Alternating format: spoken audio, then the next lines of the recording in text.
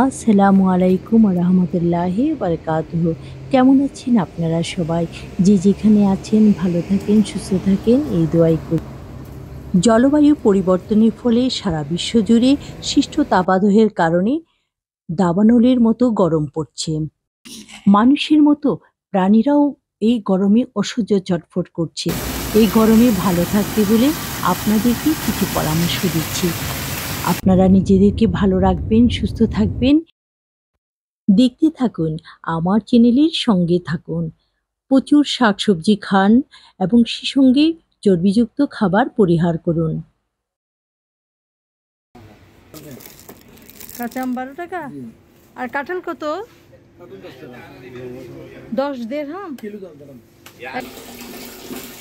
গরমের এই সময়ে ছাদের উপর থাকা টাঙ্গিটা অনেক গরম হয়ে যায়, তাই পানিও অনেক গরম থাকে। তাই পানিকে আপনি এভাবে বালতিতে স্টোর করে রাখেন। গোসলের সময় আপনার পানিটা ঠান্ডা হয়ে যাবে, গোসল করতে ভালো লাগবে।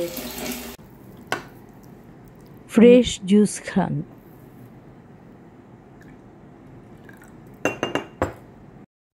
অধিক মশলা তৈলাক্তযুক্ত খাবার পরিহার করুন। পাতলা ঝোলের হালকা মশলার তরকারি খান, তাহলে সুস্থ থাকবেন। বাহির থেকে এসে মন চাইলেও ঠান্ডা পানি পরিবর্তে নর্মাল পানি পান করুন। আর নর্মাল পানির মধ্যে 2-3টে চিনে বাদাম আর একটু কিশমিশও দিয়ে রাখতে পারেন, এতে আপনার শরীরের জন্য অনেক উপকার দেবে। ফ্রেশ ফ্রুটস আপনাকে এনে দেবে এনার্জি এবং শক্তি, গরমের সমস্ত ক্লান্তি দূর করে দেবে। আপনি আপনার হাতের নাগালে থাকা যে কোনো ফল খেতে পারেন।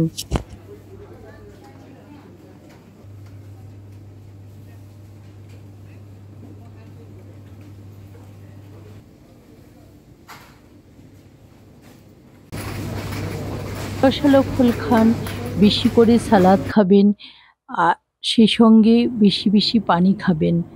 আপনার শরীর থাকবে সুন্দর, সতেজ এবং সুস্থ।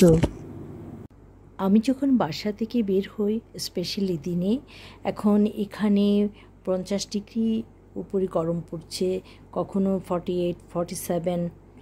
এত প্রচণ্ড গরমে ছাতা ছাড়া কল্পনা করা যায় না। অবশ্যই আমি ছাতা নিয়ে যাব, আর একটা পানির বোতল সঙ্গে রাখি, একটা মাস্ক থাকে, আর সানগ্লাস, আর স্যানিটাইজেশনের এটাও আমি সঙ্গে রাখি, আর মোবাইল।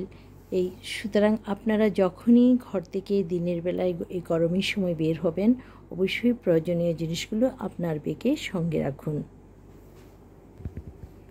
আল্লাহ সুবহানাহু তাআলার কাছে আমরা দোয়া চাই, আল্লাহ আমাদের সকলের গুনাহ মাফ করে দিন। আল্লাহ আমাদের সবাইকে সুস্থ রাখেন, বিপদমুক্ত রাখেন, এই দোয়াই করি। আপনারা নিজেদের প্রতি যত্ন নেবেন, নিজেদের পরিবারে থাকা বয়োজ্যেষ্ঠ এবং ছোট শিশুদের প্রতি যত্নশীল হবেন। অনেকটাই গরম পড়ছে, তারপরও আপনারা বিকেল কিংবা সন্ধ্যায় একটু হাঁটাহাঁটি করবেন, তাতে আপনারা ভালো থাকবেন, সুস্থ থাকবেন। আল্লাহ আমাদের সবাইকে ভালো রাখেন, এই দোয়াই করি। আসসালামু আলাইকুম রহমতুল্লাহ।